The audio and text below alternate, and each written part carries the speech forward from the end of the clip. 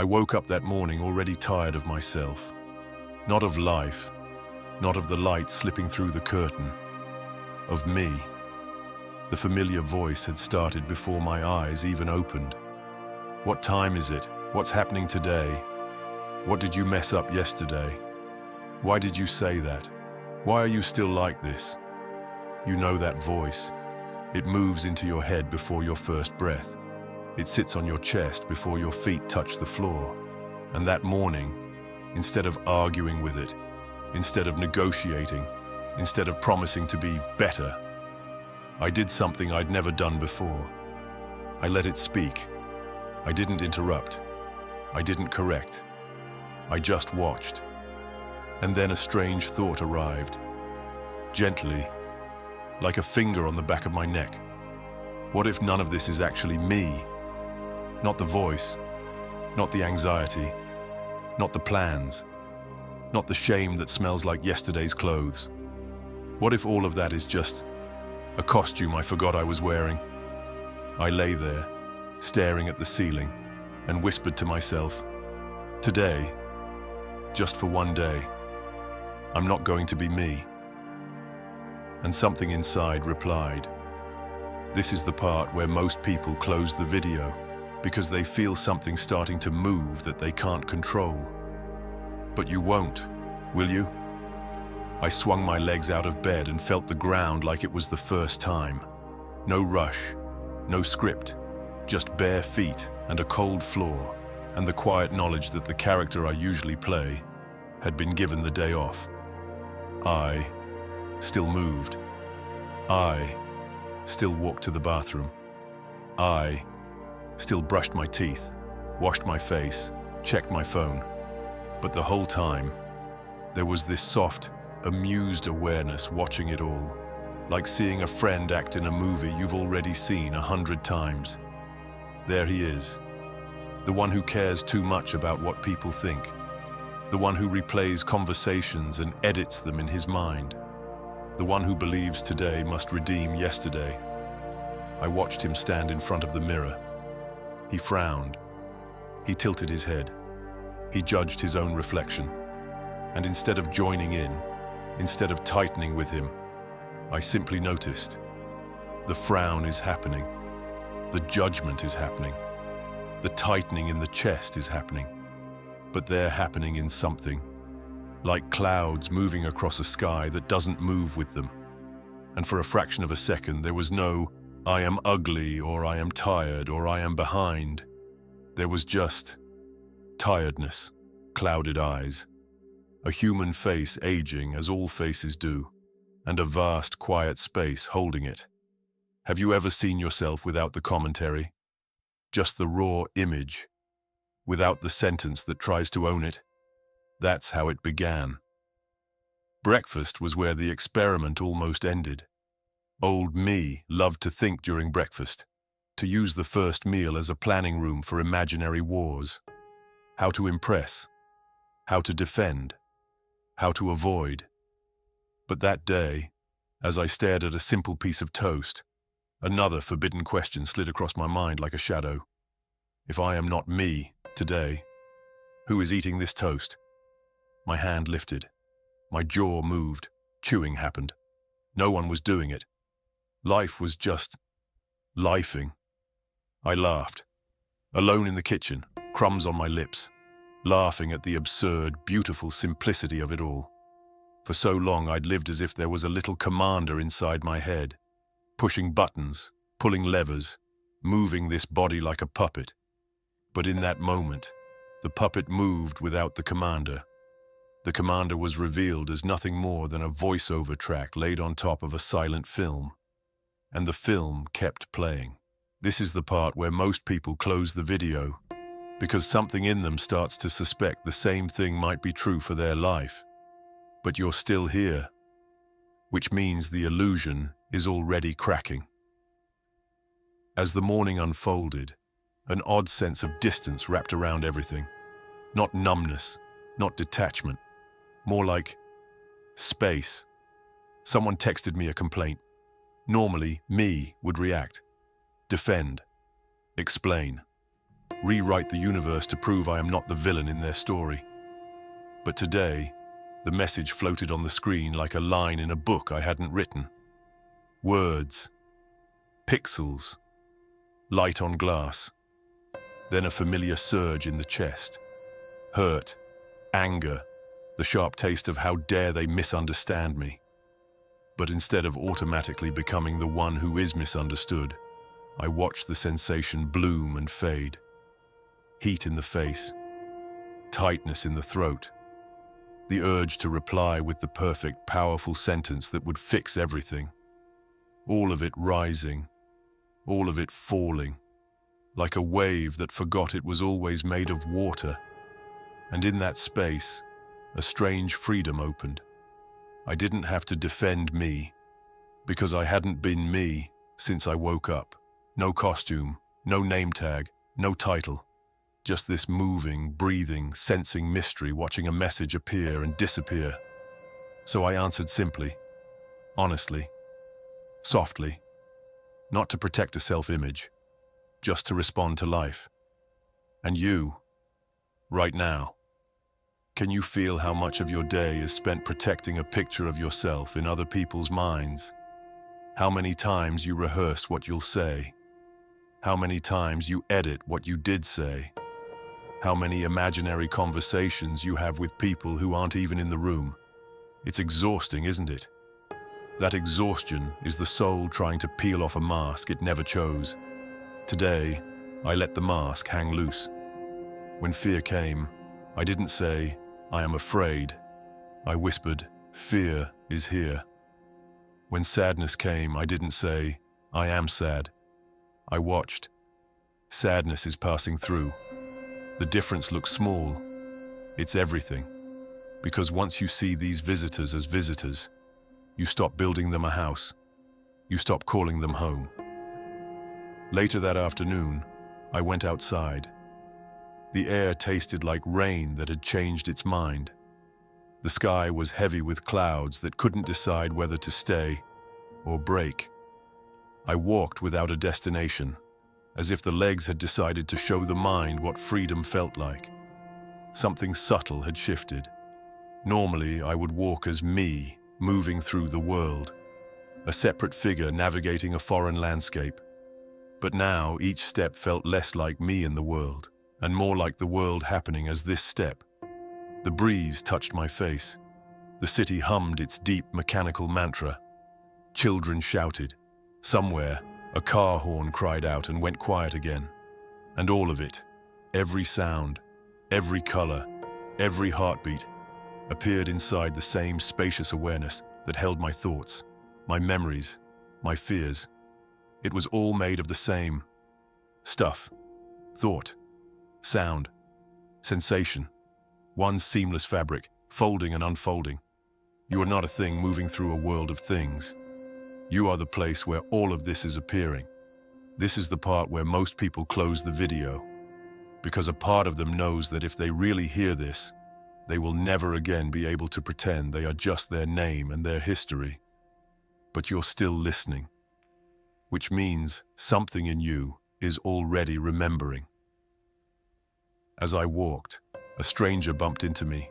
No apology, no eye contact. Old me would have reacted instantly.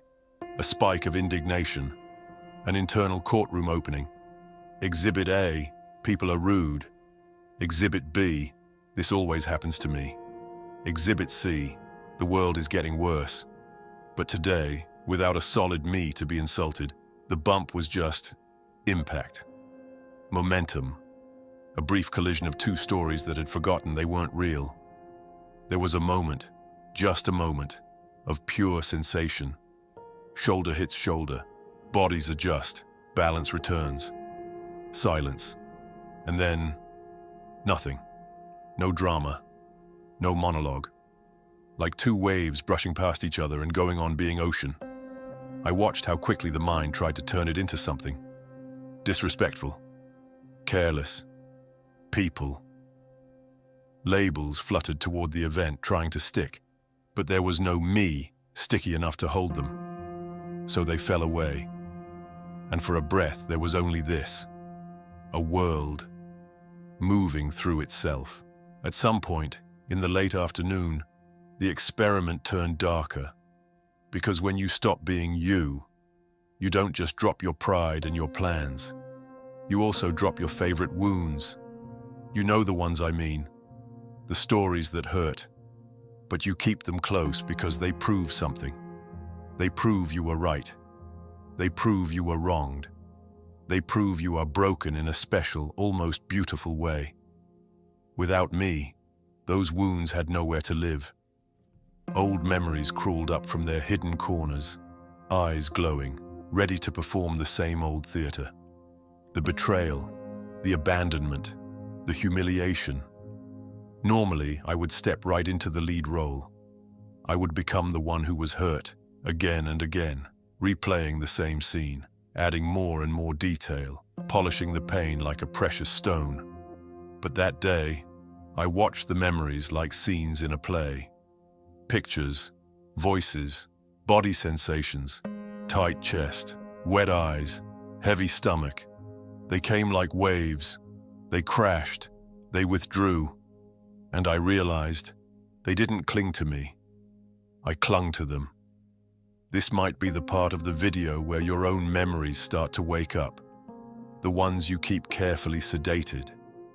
Notice what your body is doing right now, the tiny tension in your throat, the way your stomach remembers what your mind tried to forget.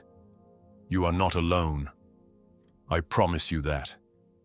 Because in that room, with the afternoon light fading, I sat on the edge of my own bed and felt every ghost I'd ever invited in. But instead of collapsing into them, I simply opened the door.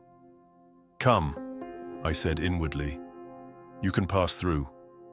I won't call you me today." And one by one, they walked through. Some lingered, hoping I'd grab onto them again. Some screamed. Some whispered. A few tried to seduce me. Remember how they hurt you. Remember how you failed. Remember how you disappointed everyone.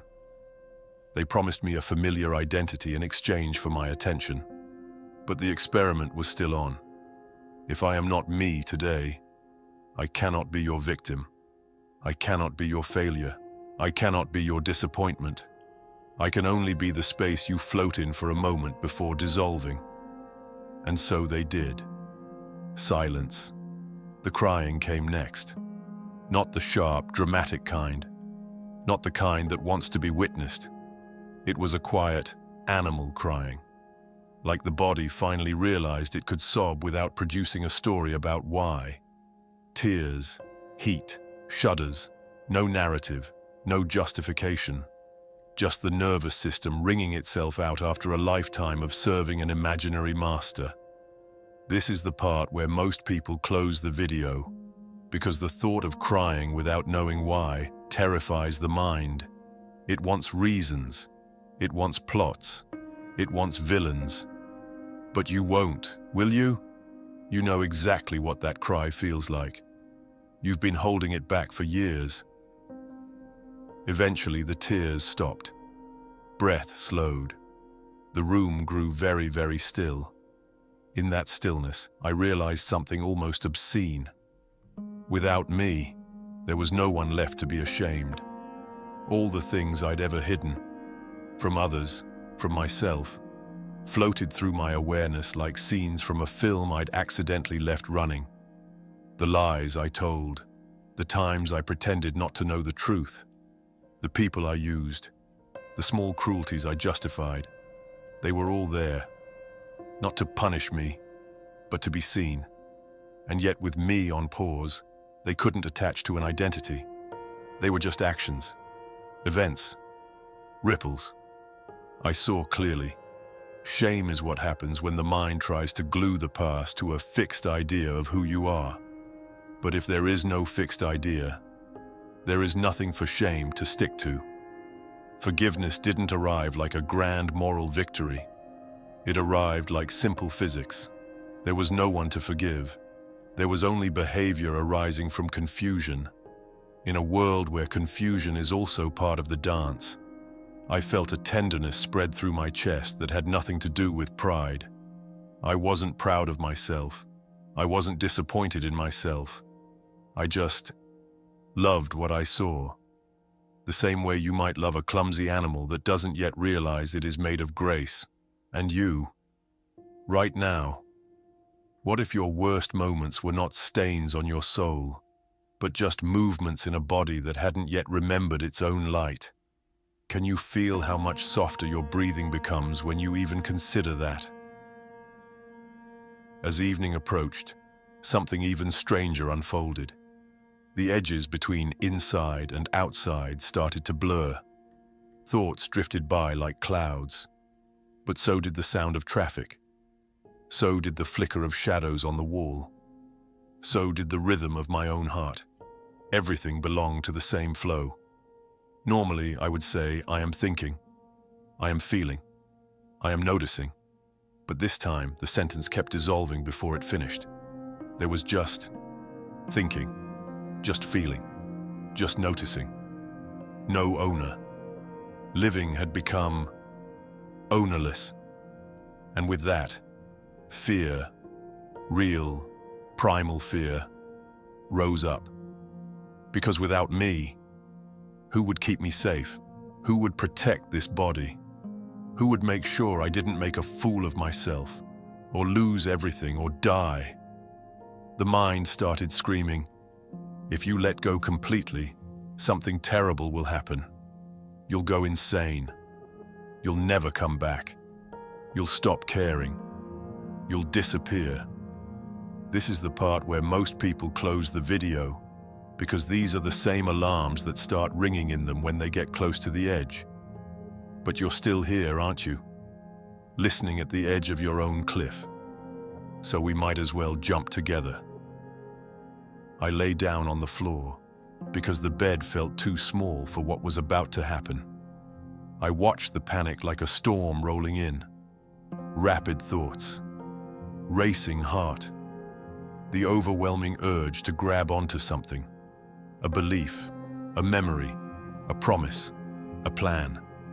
Anything that would give me back the solid sense of being a separate, controllable me. But the experiment had reached its final phase. If I was going to see this through, I had to do the one thing the mind cannot tolerate.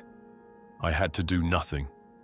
No fighting, no resisting, no soothing, just raw, naked surrender. I let the thoughts scream. I let the body shake. I didn't call it my anxiety. I didn't call it my fear. I watched the universe run one of its oldest programs through this nervous system, the terror of not existing. And then, slowly, quietly, something began to crack. Not in my mind, in the assumption beneath it. The assumption that I had ever been a solid, separate me in the first place. The fear reached its peak. It felt like dying. And then, silence. Not the silence of the room. Not the silence between sounds. A deeper silence. The silence that had been there before the fear, during the fear, and after. Unimpressed. Untouched. Unmoved. Not cold. Not distant. Intimate. Like the space between two lovers' foreheads when they're resting against each other in the dark. I didn't find that silence. It revealed itself when me got tired of pretending to be in charge. In that silence, the fear didn't disappear. It just lost its teeth. It became sensation again. Energy. Movement. Like thunder with the lightning removed. And then, something even more impossible happened. The line between me and silence dissolved. There was no longer a me experiencing the silence. There was just silence, experiencing a world. This is the part where most people close the video. But you're not most people, are you?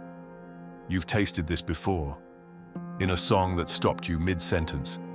In the look of someone you love when they didn't know you were watching. In the moment before sleep when you forget who you are supposed to be. You've been here. You just didn't stay long enough to give it a name. Tonight, we won't give it a name at all. Time did something strange after that. It stopped being a straight line and started feeling more like a tide. Memories washed in, possibilities washed out. The present pulsed, not as a razor-thin moment between past and future, but as a vast open field where everything was already okay. Not okay as in pleasant, okay as in allowed to be. The body lay on the floor, the ceiling hovered above. Somewhere a neighbor closed a door. Somewhere a dog barked twice and then forgot why. All of it rose and fell within the same silent awareness that now felt less like my consciousness and more like the only thing that had ever been real. And here's the strangest part. Nothing spectacular happened. No visions, no angels, no booming cosmic voice congratulating me for my spiritual progress. Just this, ordinary, unbearably ordinary, the hum of the fridge, the dull ache in my lower back, the thought of what I might eat later floating by like a leaf, but all of it soaked in a peace so deep it almost felt illegal. This is the forbidden part, isn't it? Not the wild visions, but the realization that the miracle has always been. This very moment, exactly as it is. The ego chases extraordinary experiences. What we are, bathes in the ordinary until it glows. After a while, minutes, hours, I couldn't tell. I noticed something gentle returning. The sense of I, not the old heavy I made of stories and defenses. A lighter I, a functional one, like a user account on a computer that finally realizes it's not the entire operating system. Thoughts about tomorrow appeared. Preferences, memories of commitments, the practical outline of a person who has to show up in a world of other outlines.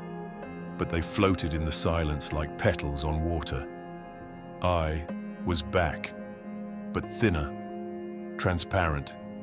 I could pick it up when needed, when signing documents, when crossing the street, when saying I love you to someone who needed to hear it from a mouth, not a void. And I could set it down, just as easily. This is the difference that one day made. Before, me was the prison. After, me became the costume. Useful, beautiful even, but never again confused with what I am. And you, right now, lying in the dark with your phone too close to your face, breath caught halfway between a sigh and a question. What if you did the same experiment tomorrow? Not forever, just for one day. You wake up, and instead of stepping into the armor of your name, your history, your expectations, you let life move first. You let anger appear without automatically becoming the angry one. You let sadness rain through you without stamping my depression on the clouds. You watch your body move in the kitchen like a creature that belongs more to the earth than to your thoughts. You answer messages not to defend a story, but to respond to a moment. You walk down the street not as a character in the center of the world, but as a current in the middle of an ocean. You don't have to tell anyone you're doing it. No announcement, no declaration of a new self. Just a quiet refusal all day long to say, "This is me." Instead, you whisper, "This is happening in what I am." Can you feel something in your chest loosening at the mere possibility?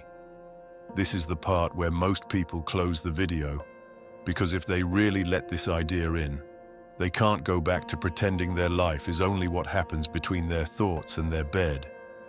But you're still here, which means this video didn't find you by accident. It found you because some deeper part of you sent out a signal. I'm tired of being just me, tired of performing, tired of defending, tired of trying to fix a character that was never solid to begin with. And life answered by putting these words in your hands, not as instructions, as a mirror. Look into it. Don't try to be anything. Just notice that something is already aware of everything you feel, everything you fear, everything you remember. That awareness has never been hurt, never been broken. never been improved. It watched you fall apart. It watched you put yourself back together. It watched you open this video. It is watching these words. You are not what you are aware of. You are the awareness itself. When night finally wrapped its arms around that day, I went back to bed. The body was tired. The mind was strangely quiet. I lay there, the same ceiling above me, the same window, the same small sounds of a world pretending to sleep.